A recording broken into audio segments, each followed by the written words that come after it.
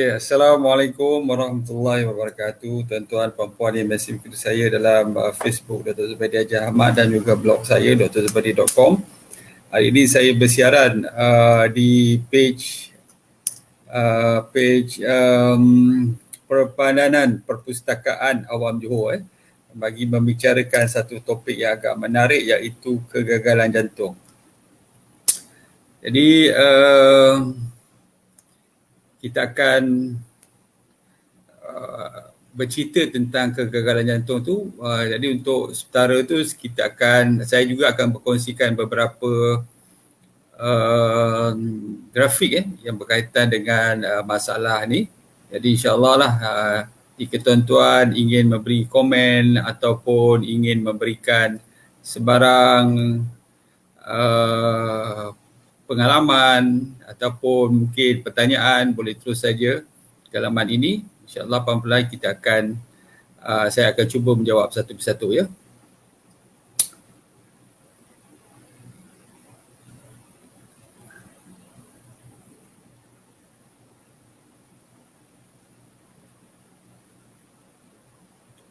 Jadi minta maaf puan-puan, tuan-tuan, saya tengok sikit saya punya file ni untuk melihat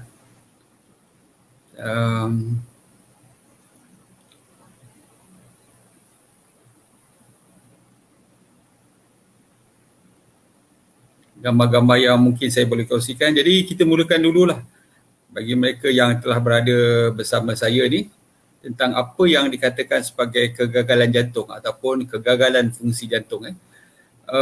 Sebagai pengenalan, penyakit jantung ataupun yang kita sebut sebagai ischemic heart disease yang menjadi punca kepada kegagalan jantung ni sebenarnya merupakan kematian yang utama di Malaysia, lebih kurang dalam 15.6% pada tahun 2018. Ini statistik yang lebih kurang 3 tahun yang lepas menurut perangkaan sebab kematian Malaysia 2019. Jadi ia mungkin akan meningkat disebabkan oleh kita pun tidak lagi menjalani cara hidup yang lebih sihat dan sebagainya.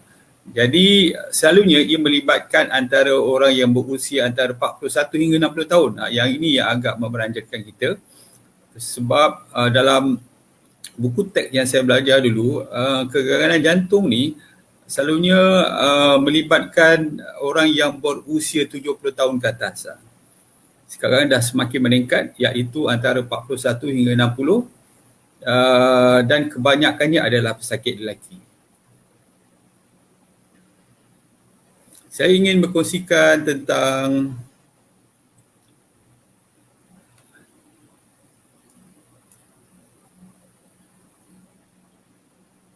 gambar berkaitan dengan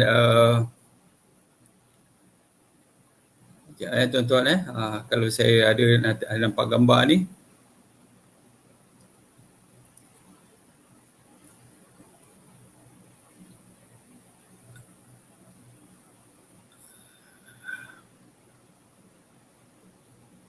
Okey, kalau tuan-tuan dapat melihat gambar ni, gambar yang saya akan kongsikan,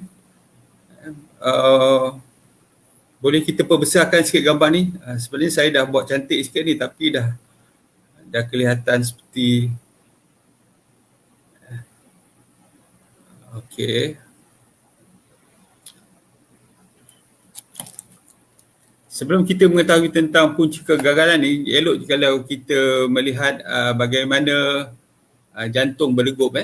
Pada umumnya jantung manusia ni terbagi 4 bahagian atau chamber ataupun 4 kita panggil bilik.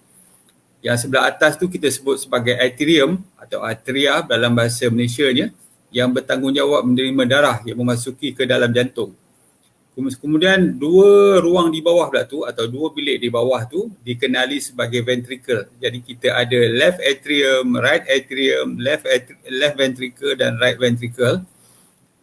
Jadi atrium ni sebenarnya bertujuan untuk menerima darah sama ada daripada paru-paru ataupun daripada keseluruhan badan. Yang itu sebelah right atrium tu ia akan menerima darah daripada seluruh badan, sementara left atrium akan menerima darah daripada paru-paru yang di mana darah telah melakukan pertukaran oksigen. Jadi dia daripada left atrium, dia masuk ke dalam, left atrium, dia masuk kepada left ventricle dan seterusnya pergi aorta untuk ke seluruh badan. Jadi ke seluruh badan, dia akan memasuki right atrium atau atrium kanan melalui superior vena cava dan inferior vena cava, dan seterusnya dia akan masuk kepada right ventricle untuk pergi ke paru-paru untuk menjalani pertukaran oksigen. Jadi terdapat apabila tubuh memerlukan lebih banyak oksigen, jantung manusia akan menerima isyarat melalui pelbagai jenis mekanisme yang kompleks. Ia seterusnya akan berdegup dengan lebih laju. Kalau katakan kita memerlukan oksigen yang banyak, jantung kita akan berdegup lebih laju. Yang ini yang kita fahamlah.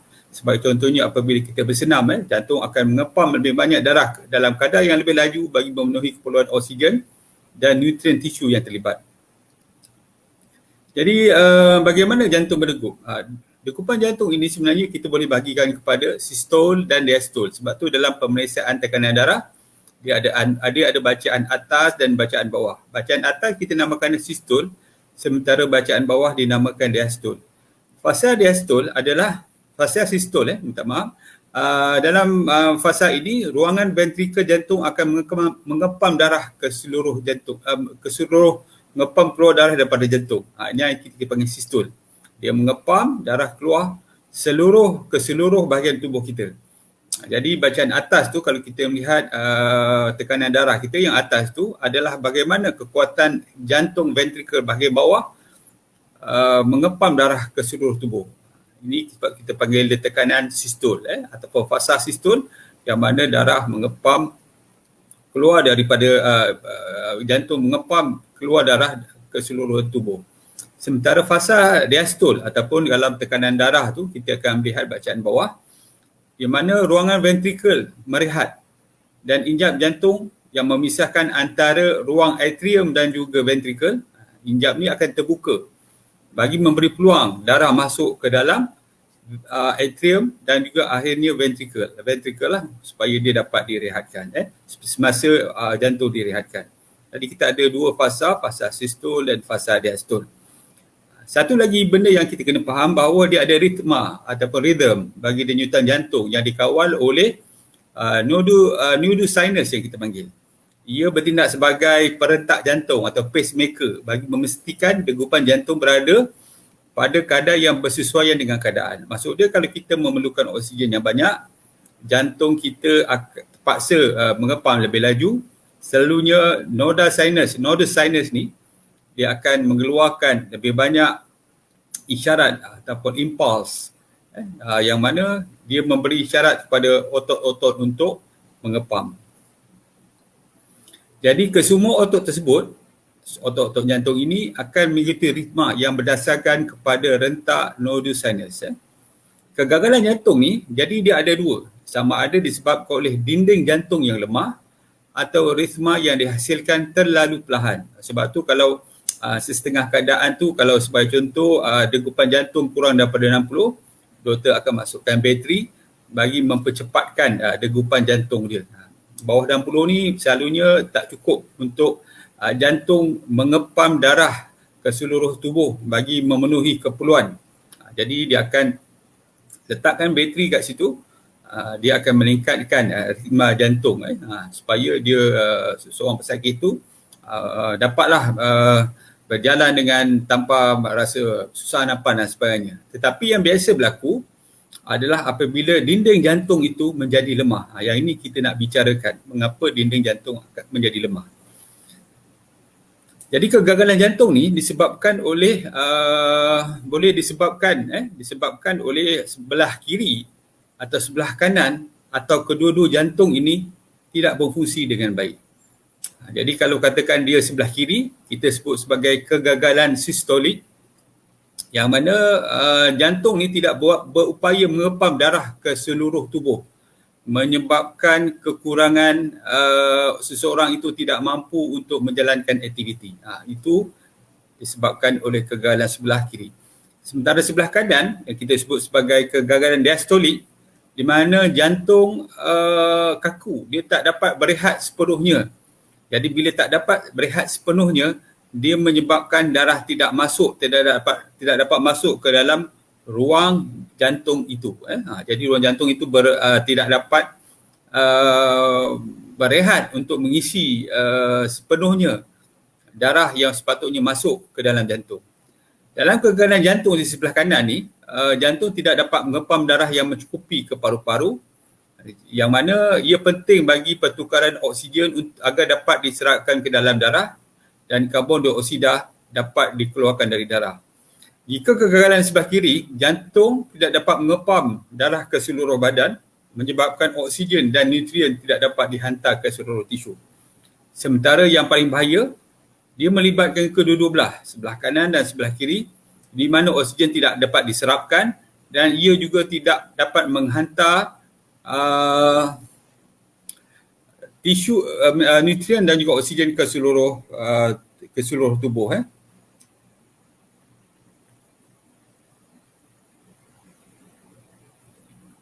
Jantung akan menjadi lemah. Jadi kita tengok sikit rakan-rakan kita yang ada di sini.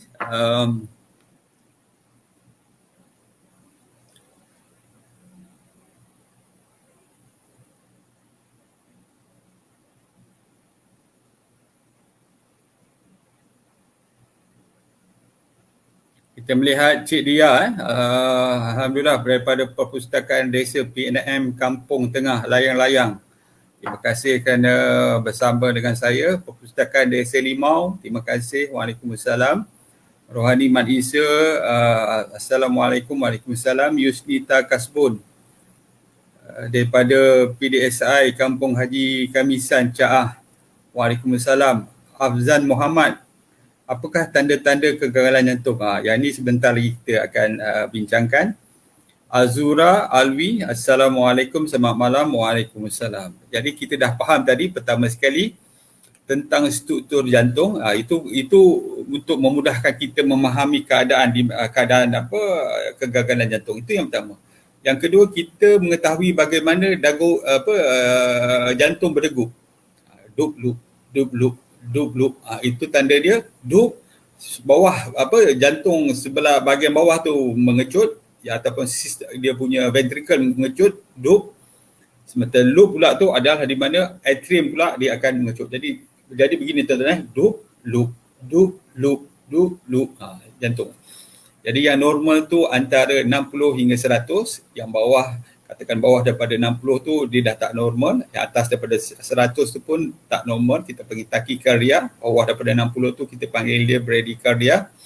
Bawah lagi kalau katakan sampai menyebabkan susah bernafas dan sebagainya, yang nanti kita akan bincangkan, yang itu kita bimbang dia dah mengalami kegagalan jantung.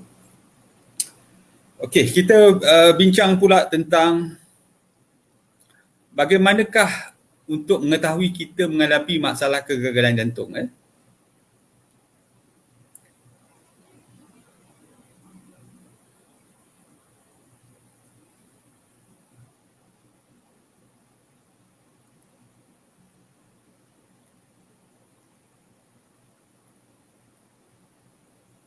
Sebentar puan-puan, saya nak tunjukkan gambar bagaimana kegagalan jantung.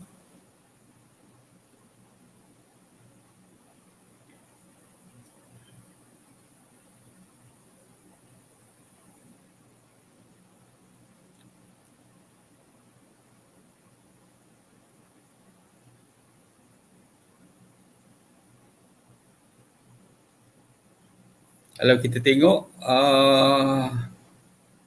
apakah tanda-tanda dia, yang ni kita nak bincangkan lah. Nampaknya saya mengalami masalah ni. Okey, saya akan bacakan sahaja. Antaranya ialah seseorang itu yang dikatakan mengalami kegagalan jantung apabila dia tercungap-cungap ataupun susah bernafas. Terutamanya apabila dia exert, maksud dia melakukan kerja yang lebih sikit, sebagai contoh menaiki tangga ataupun mungkin mencangkul, melakukan aktiviti yang ekstra. Yang ekstra tu maksud dia membersihkan sebagai contoh halaman rumah, ataupun dia mungkin berjalan laju, menaiki bukit, menaiki tangga, dia dah tercungap-cungap dan rasa susah bernafas. Kemudian ada juga yang merasa keletihan, letih sangat, tak tahu badan rasa macam penat sangat, ataupun bengkak di buku lali, kaki, tapak kaki atau abdomen. Abdomen ni dah agak, orang cakap tu dah agak teruk, yang kita panggil dia busung. Kerana orang Melayu panggil dia busung. Dia dah perut dah mengembang. Yang itu bukan disebabkan lemak, dia disebabkan air berada di dalam abdomen. Kadang ada degupan jantung yang meningkat. Kadang-kadang disebabkan laju sangat. Sebab apa? Sebab badan kita cuba compensate. Bila jantung dah tanggepam kuat, jadi apa yang berlaku ialah jantung cuba melajukan dia. Sepatutnya berhitung gini. Sepenuhnya, tetapi disebabkan dia dah tak kuat, jadi dia laju sikit bagi compensate keperluan oksigen dan nutrien. Hilang selera makan, dah tak ada nak selera makan. Kemudian batuk ataupun bernafas berdehit, berbunyi. Batuk dia dah bunyi disebabkan mungkin banyak air di dalam paru-paru dia, sakit dada, dan juga mungkin apabila dah terlalu teruk, dia mungkin akan kita panggil mengalami kekeliruan. Dia dah tak tahu ni waktu siang ke malam, dia pun dah macam banyak benda dia akan keliru. Itu tanda dia oksigen dah tak sampai ke otak. Jadi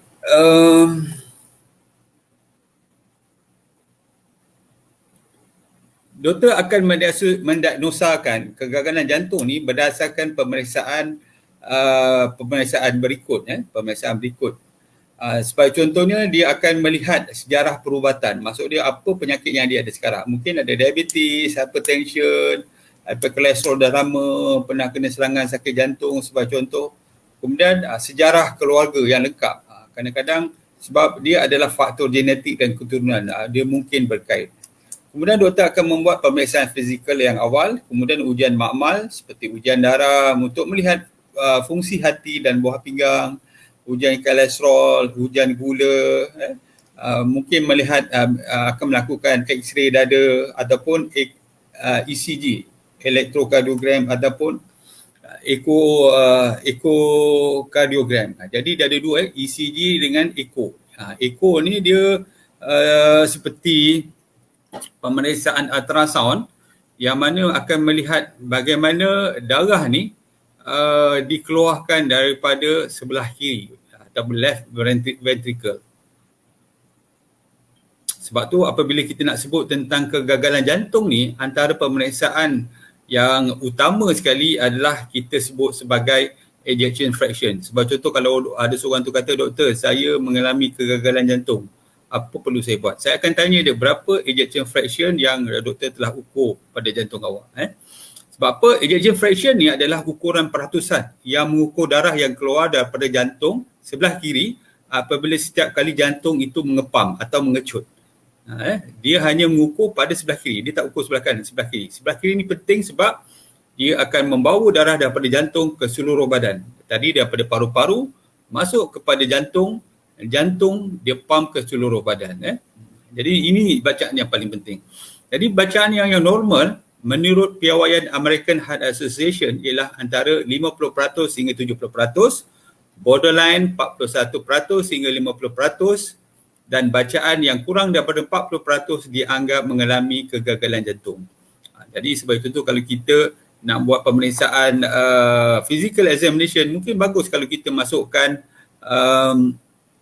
pemeriksaan ekokardiogram jika kita mungkin dah mengalami diabetes, hypertension, hyperkolesterol atau mungkin pernah mengalami serangan sakit jantung yang minor, kita boleh masukkan pemeriksaan ekokardiogram bagi melihat ejection fraction. Sebab bacaan ini juga boleh berkurangan apabila kita menghadapi masalah otot jantung yang lemah atau kita sebut sebagai cardiomyopathy, ataupun pernah mengalami serangan sakit jantung yang melibatkan atau menyebabkan kerosakan otot jantung, ataupun masalah injap jantung. Sebab itu kadang-kadang kalau ada kanak-kanak yang mengalami masalah injap daripada lahir, kita akan juga melihat ejection fraction.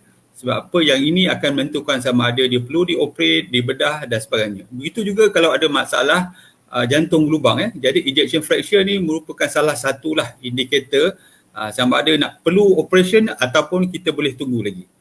Dan seterusnya adalah masalah tekanan darah yang tinggi yang tidak terkawal dalam jangka masa yang lama. Mungkin selepas 10 tahun, 15 tahun tekanan darah tak pernah turun kepada normal, tak pernah turun 140-150 ke bawah, asyik tinggi saja 160-100.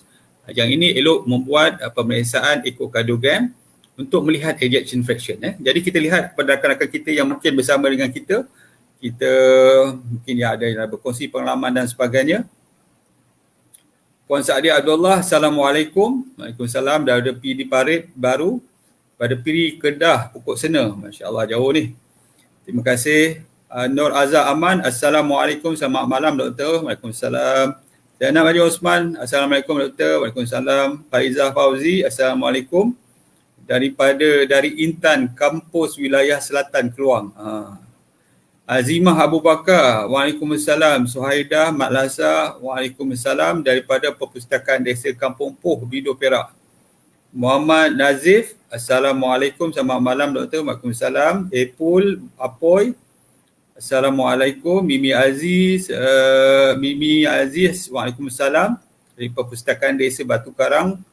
Nur Hidayah, Assalamualaikum. Waalaikumsalam. Daripada Perpustakaan Desa Kampung Padang Limau Dalam Kedah. Putri Kota Mahsuri, angin atau pedih ulu hati boleh dikirakan sebagai masalah pada jantung? Tidak. Masalah yang berkaitan dengan pedih ni yang kita sebut sebagai epigastric pain ataupun mungkin orang Melayu panggil angin pedu. Sebab tu dia ada istilah angin pedu ataupun kita panggil epigastric pain ni disebabkan oleh keradangan pada perut yang kita sebut sebagai gastritis. Atau mungkin dia akan menjadi lebih teruk menjadi gastric ulcer atau mungkin lebih teruk menyebabkan gastric perforation ataupun mungkin ada pendarahan di situ yang itu selalunya dia akan muntah darah.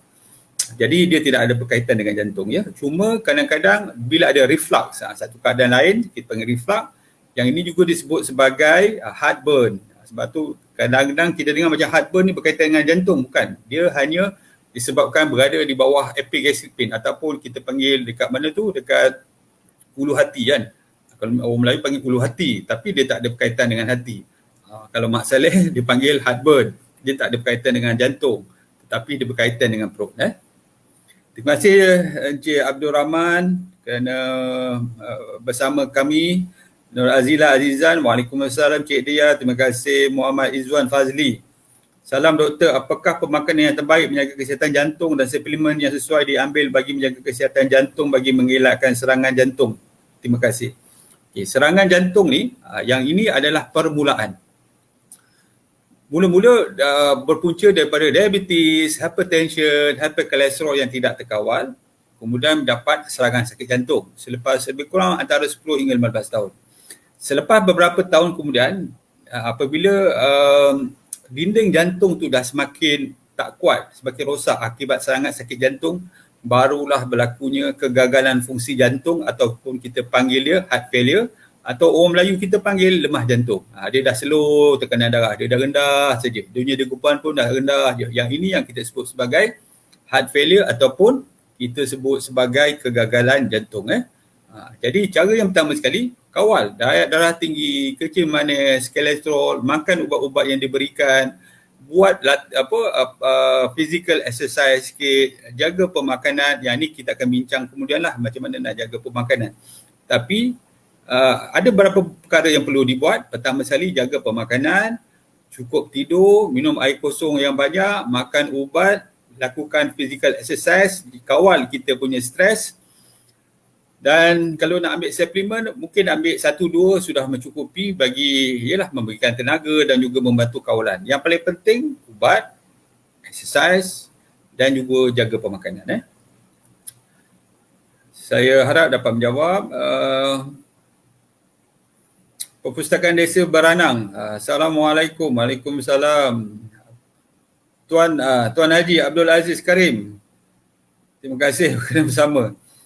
Tekanan darah tu dikira 1 minit je doktor untuk mendapatkan rate BP. Kalau tekanan darah selalu kita menggunakan alat dia itulah, alat tekanan darah yang kita gunakan tangan kita atau lengan kita untuk mengukur tekanan darah.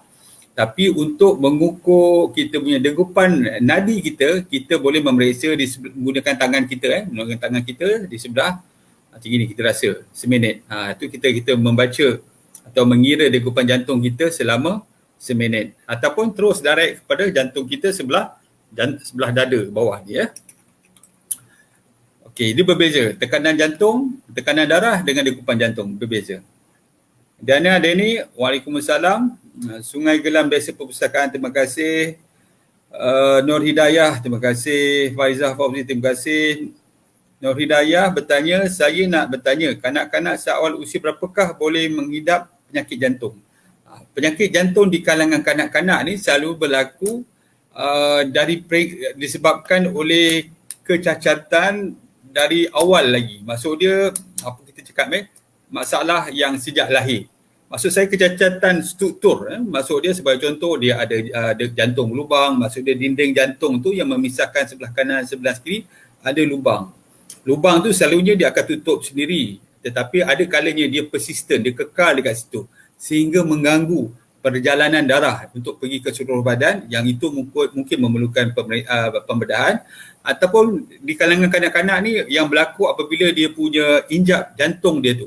Injap jantung dia sama ada dia terbuka saja, dia tak selalunya tutup buka injap kan, tutup buka. Tetapi dalam masalah injap ni ada dua, sama ada dia langsung tidak berfungsi ataupun yang kita sebut sebagai incompetence. Maksud dia tidak berfungsi dengan baik. Yang itu selalu dia berlaku di kalangan kanak-kanak. Apabila keadaan melandi teruk, dia akan mengalami masalah kegagalan injap. Jadi kalau kita tengok orang-orang yang masalah jantung ni, dia duduk pun dia dah macam susah bernafas kan, muka pucat, tarik nafas pun dah nak jalan pun tak boleh, terpaksa berada dalam wheelchair dan sebagainya. Siti Hawa, Assalamualaikum. Waalaikumsalam. Nurul Ramli, terima kasih kerana bersama. Jadi kita pergi kepada siapakah yang berisiko. Jadi punca utama bagi kebiasaan kegagalan jantung ini adalah penyakit arteri koroneri. Maksud dia ada sumbatan dalam saluran darah, tekanan darah tinggi dan juga diabetes. Jadi 3 orang ni yang agak berisiko. Sebab bukan pada masa itu, kemudian selepas mungkin beberapa tahun. Penyakit coronary artery atau sumbatan pada saluran darah ni menyebabkan serangkaian sakit jantung. Dia akan menyebabkan otot-otot jantung menjadi lemah. Tekanan darah tinggi, terlalu lama sangat tidak terkawal dengan baik, dia akan menyebabkan otot-otot menjadi lemah. Tuan-tuan bayangkan ni kalau tangan kita kita buat macam gini kuat kan. Kalau kita biasa gini mungkin tak ada rasa. Tapi kalau kita kuat macam gini, macam ini otot jantung kita mengepam kan setiap hari setiap masa. Selepas 10 tahun tangan kita ni, kalau tangan sendirilah kita akan rasa penat. Kita mungkin boleh buat macam gini je. Bayangkanlah jantung kita sepatutnya boleh mengepam dengan baik, tetapi selepas 10 tahun dia dah penat, dia akan buat macam gini. Itu yang kita sebut sebagai kegagalan jantung. Diabetes pun boleh menyebabkan kegagalan jantung sebab diabetes ni dia akan merosakkan otot-otot pada jantung. Masalah lain yang mendorong kepada kegagalan jantung adalah mungkin ada jangkitan di paru-paru, di jantung, jangkitan kuman di jantung. Yang ini kita sebut sebagai myocarditis, kecacatan jantung sejak lahir yang saya sebut tadi, degupan jantung yang luar biasa disebabkan oleh kita panggil nodus sinus dia tadi yang mengalami masalah, ataupun gangguan thyroid, sama ada hyperthyroid menyebabkan degupan jantung laju atau hypothyroid menyebabkan degupan jantung menjadi lemah. Penyalahan gunaan alkohol dan dadah dan penggunaan ubat-ubat kanser pun boleh menyebabkan kerosakan jantung. Sebab itu apabila kita menjalani rawatan kanser, terutamanya kemoterapi, kita perlulah melakukan rawatan susulan bagi memeriksa jantung kita tidak mengalami kegagalan. Jadi kegagalan jantung ni biasanya orang yang berisiko adalah yang berusia 65 tahun atau lebih tua. Tetapi ingat, seperti mana saya beritahu, sekarang trend ni umur 40 tahun dah ke atas dah pun mengalami kegagalan jantung.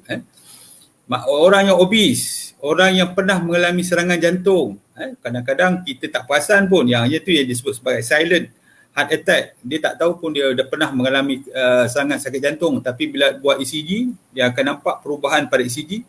Rupanya dia pernah mengalami serangan sakit jantung tanpa dia ketahui. Dia ingat gastrik je, tetapi sebenarnya itu dah serangan sakit jantung. Gaya hidup yang tidak sihat, antaranya apa? Kita tak pernah exercise, balik rumah kita rehat, tidur, besok pergi kerja pun hanya duduk atas meja, besok sambung lagi, balik rumah rehat, besok sambung, tidak ada banyak pergerakan dan sebagainya.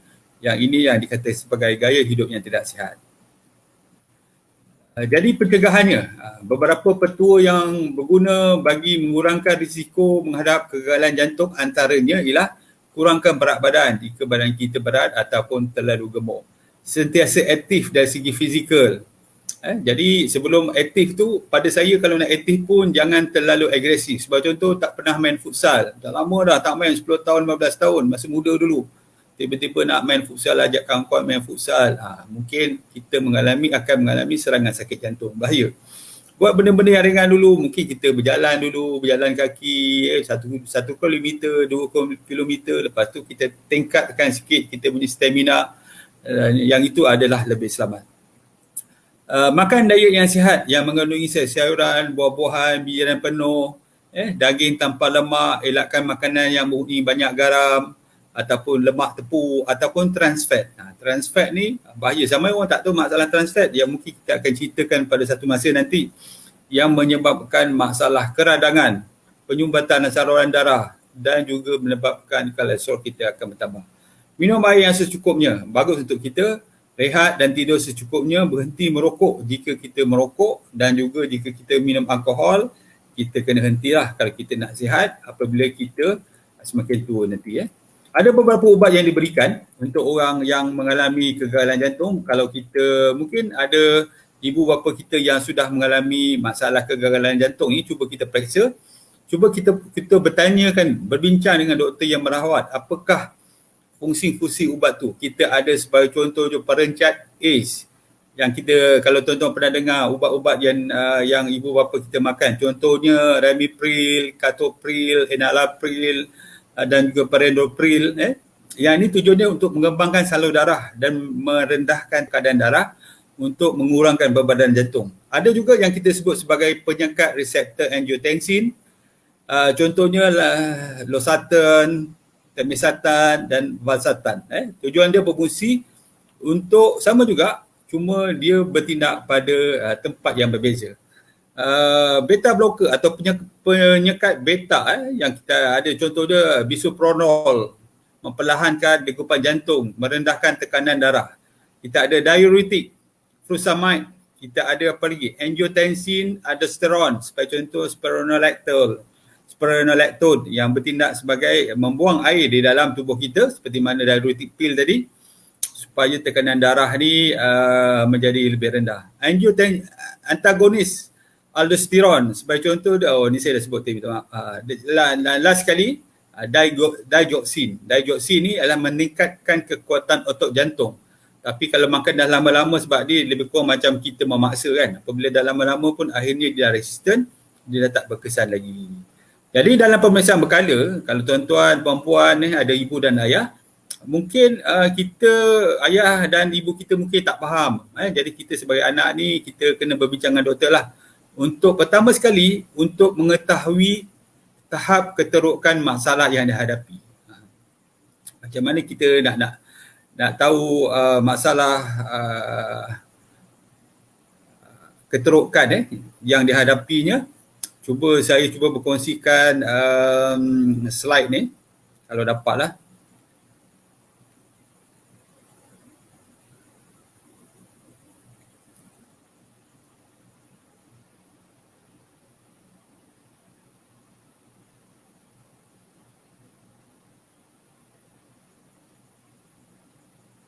Okey, kita tengok kalau kita dapat.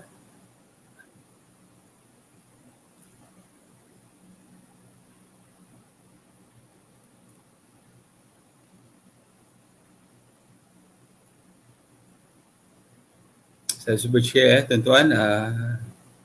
Okey, kalau tuan-tuan boleh merujuk, saya harap puan-puan dapat melihat benda ni.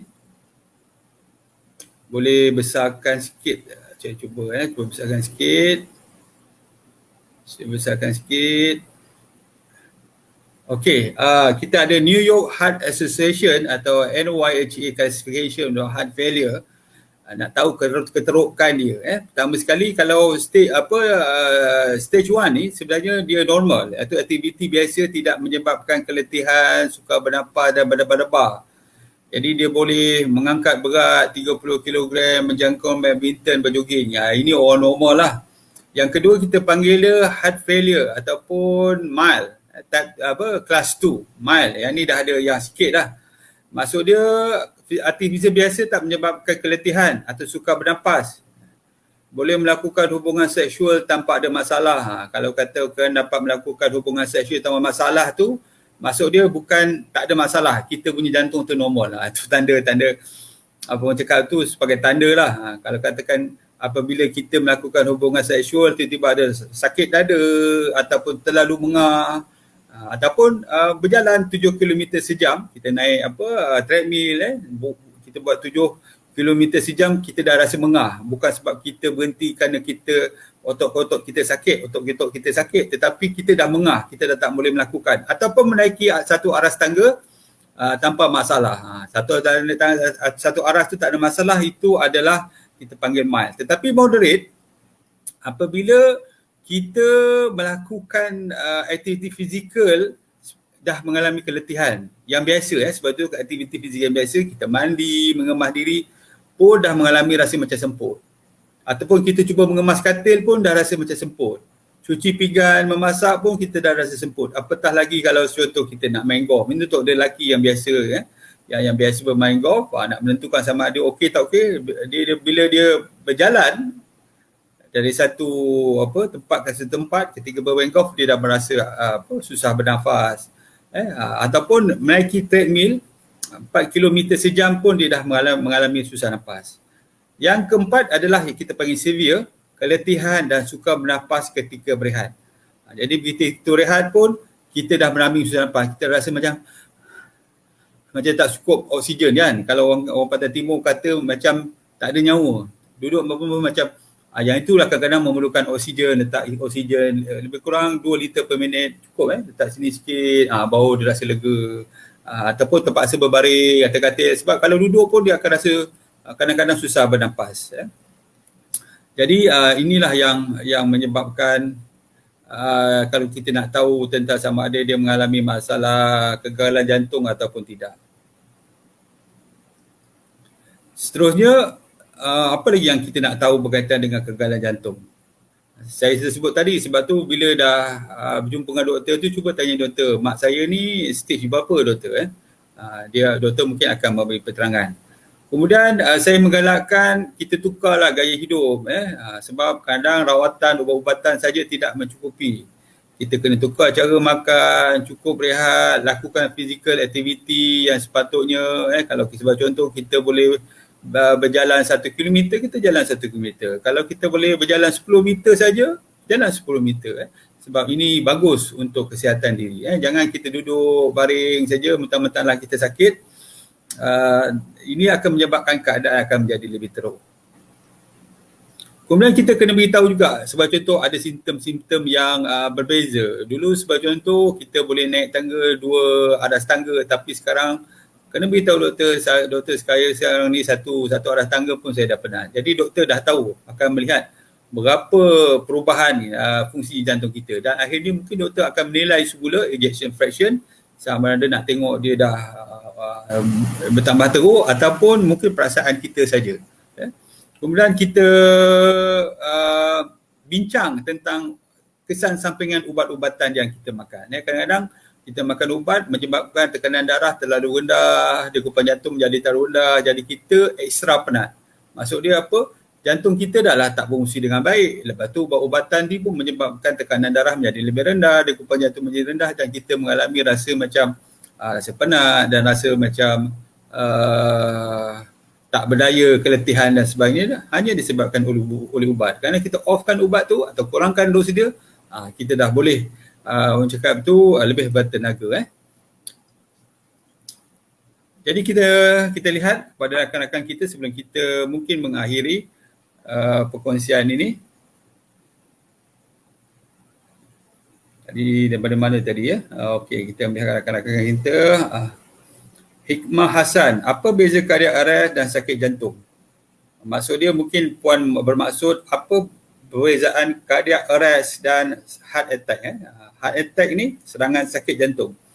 Cardiac arrest ni disebabkan oleh elektrik yang saya sebut tadi. Kalau di awal tadi kita ada rhythm yang dikeluarkan daripada nodus sinus. Dia adalah elektrik ataupun isyarat elektrik yang dikeluarkan. dia keluarkan sikit gini. Jadi menyebabkan jantung kita berdegup. Apabila dia mengalami masalah, dia menyebabkan jantungan kita slow, perlahan atau mungkin tiba-tiba terhenti. Ya, jadi cardiac arrest ni adalah masalah bekalan elektrik. Bekalan elektrik daripada nodus sinus tadi ke seluruh otot jantung yang memberi isyarat untuk mengecut. Bila dia terhenti, dia macam kita lah blackout, elektrik tak ada, padam semua lampu, kita gelap. Apabila elektrik daripada jantung kita ni terhenti, menyebabkan jantung tidak bergerak, dan yang itu kita panggil dia cardiac arrest. Sementara serangan sakit jantung, yang itu berlaku serta-merta, serangan sakit jantung, dia selalunya kita akan rasa sakit dada dulu, sesak nafas, degupan jantung laju, rasa tak boleh nak tarik nafas. Yang ini disebabkan oleh saluran darah yang tersumbat. Yang ini berlaku perlahan-lahan dan akhirnya boleh juga kedua-dua menyebabkan kematian.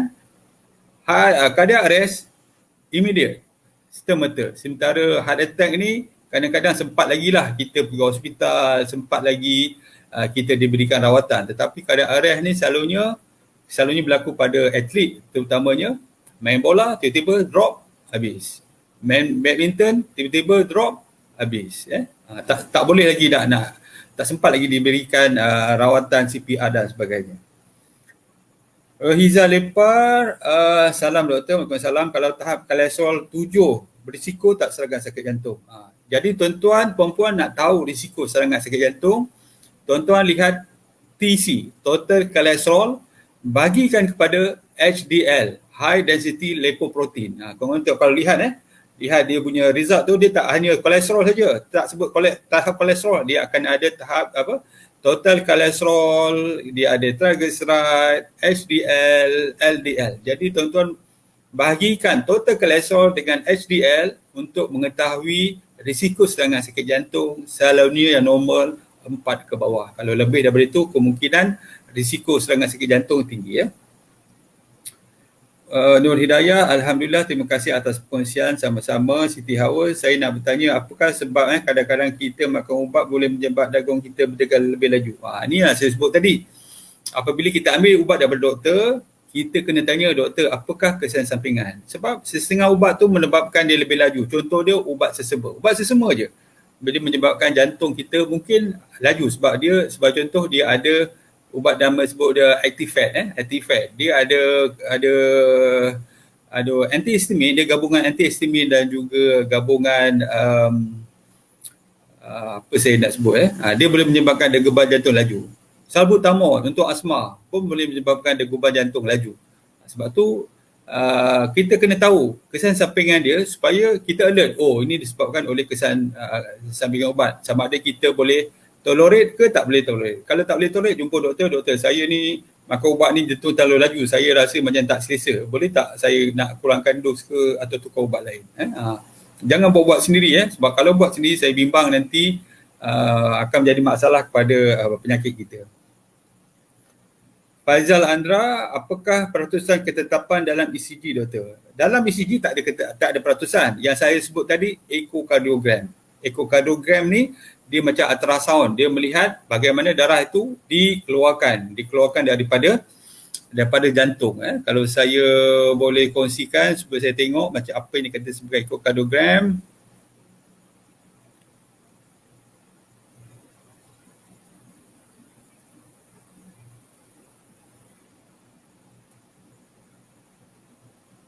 Ekokardiogram tuan-tuan kalau boleh melihat,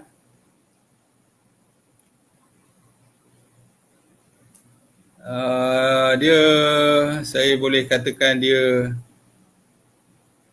macam mana saya tengok sikit tuan-tuan kalau ada lah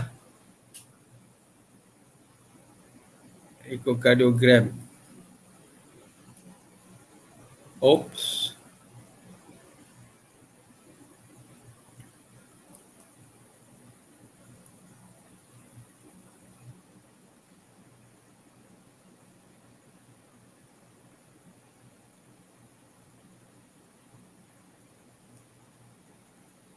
Dia bukan ECG. Kena faham bahawa ekokardiogram ni dia bukan ECG. Okey, dapat insya-Allah.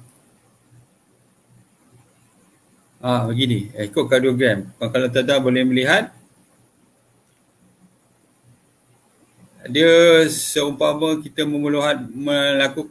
melakukan pemeriksaan ultrasound, tetapi dia melihat pada jantung. Sebelah kanan tu bagaimana dia melihat sebab ada warna di situ. Biru, merah. Jadi memang alat tu diprogramkan darah yang masuk berwarna biru, darah yang keluar tu berwarna merah. Saya besarkan sikit supaya dapat dilihat dengan betul, dia lebih cantik. Yang ini kita panggil ekokardiogram. Sementara ECG dia melihat pattern elektrik yang keluar daripada sinus nodular sinus tadi.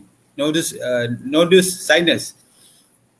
Dia keluar, jadi kita tengok bacaan elektrik. Sementara ekokardiogram kita akan melihat bagaimana peratusan darah yang keluar daripada jantung. Saya harap dapat menjawab soalan Cik Faizal, Putri, Kota Mahsuri. Apakah langkah-langkah atau cara untuk kita selamatkan pesakit jantung sekiranya tiba terkena serangan ketika itu sementara nak bawa ke hospital? Kalau sebagai contoh, yang ini mungkin kita akan sebut dia lain kali, macam mana kita nak melakukan CPR. Kena pastikan dia dah, orang cakap tu betul-betul pengsan, betul-betul tak bernapas, tak ada nadi, barulah kita membuat CPR. Jangan setakat dia pitam saja, tak boleh buat CPR kerana dia berbahaya. Jadi kita buat dia punya CPR tu apabila kita tengok dia punya pernafasan tak ada, jantung yang degupan jantung tak ada, kita buat CPR. Sementara hendak menunggu ambulans datang. Kemudian Cik Dia bertanya, bagaimana nak bezakan sama ada kita hanya sakit dada biasa atau kena serangan sakit jantung? Sakit dada biasa tu maksud dia apa puan? Sakit dada mungkin disebabkan kita, orang cakap tu rasa macam tak selesa. Sebab tu sakit dada ni dia ada beberapa sebab yang berkaitan dengan organ di kawasan itu. Pertama sekali adalah perut. Kadang-kadang kalau kita, sebab tu doktor akan tanya, adakah sakit dada ni selepas makan atau awak dah lama tak makan? Bila kata saya berpuasa, saya mengalami macam sakit dada. Yang itu kemungkinan dia ada masalah gastritis. Ataupun saya sakit dada selepas saya makan. Kemungkinan masalahnya reflux, reflux esophagitis. Ataupun mungkin sakit dada tu sebelah kanan. Sebelah kanan selalunya ada hempedu. Mungkin ada batu dalam hempedu. Ataupun sebelah kiri. Sebelah kiri ni yang agak berbahaya sikit sebab situ ada jantung. Kalau serangan sakit jantung, selalunya pertama sekali sakit betul-betul sakit. Kalau dalam buku teks yang saya baca di Fakulti Perubatan dulu, dia membayangkan orang yang mendapat serangan sakit jantung seolah-olah dia dipijak oleh seekor gajah. Jadi tuan-tuan bayangkan, tuan-tuan dipijak oleh seekor gajah, tak tarik nafas pun tak boleh. Macam ketat dekat situ. Dia punya dada ni, kita panggil chest tightness, dia ketat sangat, tak boleh nak bernafas. Itu yang pertama. Yang kedua, tarik nafas pun tak boleh. Selain pada sakit, tarik nafas tak boleh, jantung laju, duk laju. Sebab dia nak compensate function dia dah tak berfungsi. Yang keempat, kemungkinan kita punya sistem, badan kita dah mengeluarkan alarm. Jadi kita akan jadi berpeluh, kita akan jadi macam seram sejuk, mungkin kita akan rasa macam nak pitam dan sebagainya. Yang itulah tanda-tanda awal. Lepas tu dia akan perlahan-lahan degupan jantung kita akan menjadi perlahan dan akhirnya kita akan tidak ada lagi degupan jantung, sistol kita mungkin akan sistol, maksudnya kita dah tak ada degupan jantung, kemungkinan kita akan pitam, pengsan, akhirnya kalau tak diselamatkan, tak ada orang membantu kita, meninggal dunia. Jadi itu perbezaan dia. Okey, kita pergi kepada yang lain pula. Perpustakaan Desa Beradang, ya betul, antaranya pemakanan, kita dah tak lagi exercise, kita lagi makan inilah makanan yang processed food, fast food. Ini semua yang menyebabkan masalah metabolik di dalam tubuh kita. Puan Apple Masam, Assalamualaikum dan selamat malam dari Perpustakaan Desa Kedah Lahar, Tunjung, PAP. Waalaikumsalam. Nur Azhar Aman, jika dada kita berdebar-debar dan tiba-tiba peluh, adakah dia petanda sakit jantung? Ya, kemungkinan besar. Macam saya sebut tadi ada 4 tu ciri dia tu. Itu kemungkinan kita sebut sebagai minor heart attack. Minor heart attack ni kita tak rasa, tapi dia dah ada tanda, tubuh kita dah kenal, menyebabkan kita laju. Lepas tu mungkin kita rasa macam berpeluh, kita rasa macam susah bernafas sikit, tapi tak adalah keadaan teruk. Yang itu mungkin minor. Terutamanya yang kita sebut sebagai silent heart attack, di mana dia melibatkan dinding sebelah bawah, inferior wall of the heart. Yang itu yang menyebabkan kadang-kadang orang tak perasan dia ada serangan sakit jantung. Jadi kalau ada macam gini, buat ECG. Buat pergi klinik, buat ECG. Cik Siti, doktor saya nak tanya, dada bahagian kiri sakit, adakah tanda-tanda serangan sakit jantung? Sakit sebelah kiri saja pun tidak mencukupi, dia hanya satu je. Yang kedua mesti susah bernafas, lepas tu dada menjadi ketat, berpeluh, lepas tu kita akan, jantung akan menjadi laju. Itulah antaranya. Kalau sakit saja tak mencukupi. Puan Hikmah Hassan, komen tentang BID. BID apa ni Puan BID ni dalam farmasi ni disebut 2 kali sehari, makan ubat 2 kali sehari. Jadi BID maksud dia apa? Bowel inflammatory disease ke? Kalau bowel inflammatory disease tu kita mungkin sebut dia lain kali lah, sebab kita hari ini membincangkan pasal jantung dan fungsi jantung. Terima kasih Puan Erni kerana berkongsi. Eza Mahdi, apa punca cardiac arrest? Saya sebut tadi cardiac arrest berpuncakan elektrik kita daripada jantung, daripada nodus sinus tu tidak memancar. Sebab kena faham elektrik pada jantung kita, dia adalah seolah-olah macam bateri. Dia kita panggil direct elektrik. Dia bukan AC, dia berpusing, tak, dia direct, dia keluar, dia memancar begitu. Jadi apabila bila dia memancar, jantung kita berdegup. Bila dia tak mancar, dia akan rehat. Jadi sebab tu loop. Jadi kalau kata sinus kita tiba-tiba ada masalah, kita ada macam contoh ada kerosakan pada kawasan sinus, menyebabkan dia tak keluar, ataupun mungkin dia masa tu terlalu laju, tiba-tiba stop. Yang ni kita panggil arrhythmia. Selalu berlaku pada atlet dah selalunya, sebab dia mungkin dia banyak berlari dan sebagainya, mula laju biasa, kita panggil tachycardia, lepas tu dah jadi arrhythmia, terlalu laju sampai patutnya jantung walaupun dia laju tapi dia masih complete degupan jantung, yang ini kita panggil tachycardia. Tapi kalau katakan laju tetapi dia dah tak complete, dia macam flickering macam gini, yang ini kita panggil arrhythmia, lama-lama dia terus stop. Daripada begini laju, lepas tu sikit stop, yang ni kita panggil dia cardiac arrest lah. Puan Nur Hidayah, terima kasih. Puan Kota Masuri, apakah tahap atau bagaimana kita nak tahu pasal sakit jantung kita bebas dari sakit jantung? Bagaimana tahap sakit jantung kita tadi? Kita ada tadi New York Heart Association Classification or the heart failure tadi kan, saya dah sebut tadi 1 hingga 4, saya dah sebut tadi. Kalau kita nak pastikan bahawa kita tak ada masalah, kita buatlah ECG, buat ekokardiogram. Kalau kita buat pemeriksaan fizikal tu, buat pemeriksaan ECG, buat pemeriksaan ekokardiogram, buat pemeriksaan darah untuk lipid, diabetes, fungsi apa lagi, fungsi ginjal, fungsi jantung dan sebagainya, fungsi ginjal, fungsi hati dan sebagainya. Jadi kita tahulah kita bebas daripada penyakit ni.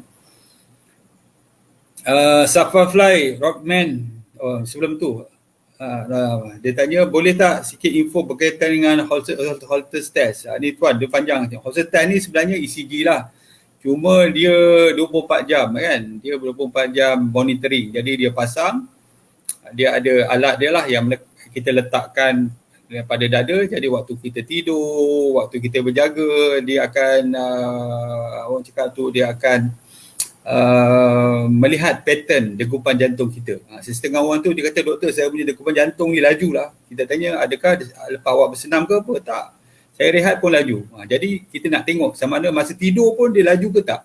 Lepas bangun, adakah dia masih meningkat atau tidak. Jadi kita buatlah pemeriksaan, kita panggil Holter test ni. Sama ada dia banyak sebab tu, mungkin disebabkan thyroid kita tinggi, kita punya hormon thyroid kita terlalu tinggi, kita panggil thyroid toxikosis. Kadang-kadang kita ada masalah disebabkan oleh itulah arrhythmia dan sebagainya, yang mana dia sangat membahaya. Kalau kita tak rawat, kita bimbang, dia akan satu ketika dia akan mengalami jam ataupun harass. Okey, sebelum kita berhenti ada beberapa soalan lagi yang mungkin saya boleh menjawab.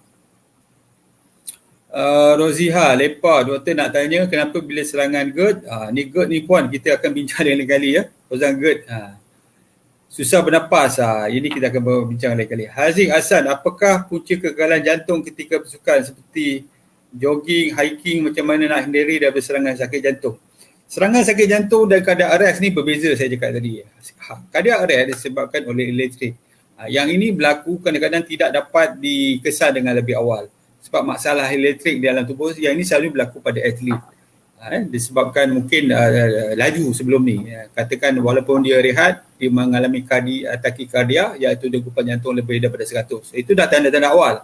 Tapi dia masih selesa lagi, boleh main bola, boleh main badminton dan sebagainya. Tiba-tiba satu hari main badminton, degupan jantung dia bertambah laju.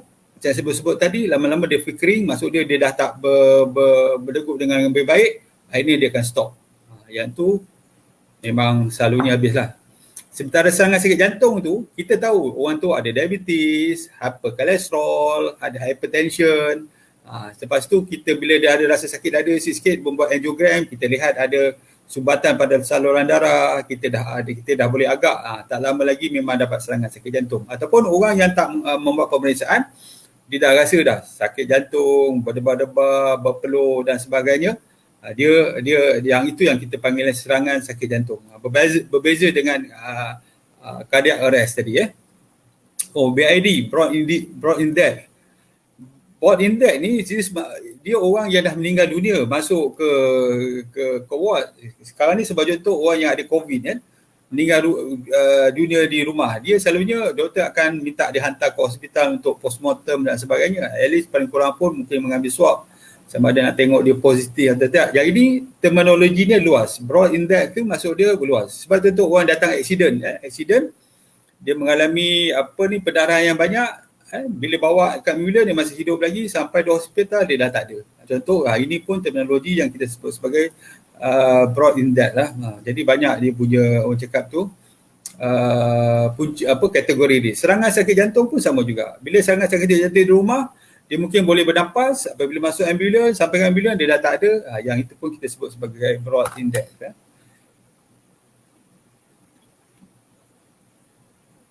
Haziq Hassan, apakah punca kegagalan jantung ketika bersukan? Jogging, hiking, macam mana nak hindari serangan sakit jantung begini? Itulah saya cakap tadi. Masalah atlet ni selalunya kita panggil cardiac arrest disebabkan oleh dia punya impulse elektrik tadi yang dah terhenti. Jadi memang dia boleh berlaku dengan tiba-tiba. Sebab tu dia tak berlaku dengan sebab contoh hari ni kita exercise, dia tiba dia bergerak begitu, dia mengalami masalah. Dia selalunya berpunca dari dah lama. Dah saya sebut tadilah, mula-mula dah mengalami degupan jantung yang laju. Lepas tu sebab tu saya kadang-kadang bercakap tentang bersenam malam ni, kalau sesekali tak apa, tapi kalau kita dah menjadi habit, dia dah sebenarnya dah mengganggu kita punya keharmonian, keseimbangan hormon dalam tubuh. Kita dah melawan nature dah tu. Yang itu yang bermasalah. Tapi kalau sesekali tak apa. Tapi kalau kita dah jadi habit, balik rumah pukul 6, pukul 8 kita dah jogging setiap hari, kita dah melawan nature kita. Sepatutnya waktu malam ni melatonin untuk kita tidur, dikeluarkan hormon tu untuk kita tidur. Tapi kita melawan, mungkin kita bimbang lah satu hari ketika nanti masalah jantung begini mungkin berlaku. Sebab tu kita tengok banyak atlet yang mendapat serangan sakit jantung ni main bola waktu malam kan, perlawanan bola, main badminton, perlawanan waktu malam, dia exert, dia melakukan bersungguh-sungguh. Yang itu akan menyebabkan dia. Sebab tu sesekali okey, tetapi jagalah kalau jantung tu tak turun-turun kepada bawah 100, kena buat pemeriksaan. Kita bimbang itu adalah faktor atau punca untuk mendapatkan cardiac arrest di masa akan datang. Okey, saya tengok lagi yang boleh jawab. Okey, Rozia Lepa bertanya, doktor nak tanya kenapa kena serangan, ni yang GERD, minta maaf saya tengok GERD. Yang lain tak ada. Kalau tak ada, saya rasa sekarang pun sudah pukul 10.30. Jadi lebih kurang sejam kita membuat perkongsian. Jika tuan-tuan, puan-puan berminat untuk mendengar perkongsian saya sepanjang 25 tahun menjadi pengamal perubatan am atau doktor perubatan am ni, insyaAllah kita akan membuat perkongsian di lain kali pada bulan depan mungkin pada hari ataupun pada waktu yang sama. InsyaAllah kita tengok notifikasi daripada page kita Perbadanan Perpustakaan Negeri Johor bila kita akan membuat perkongsian lagi. Terima kasih kepada tuan-tuan dan puan yang bersama dengan saya mendengar perkongsian saya. InsyaAllah kita berjumpa lagi. Assalamualaikum dan selamat malam.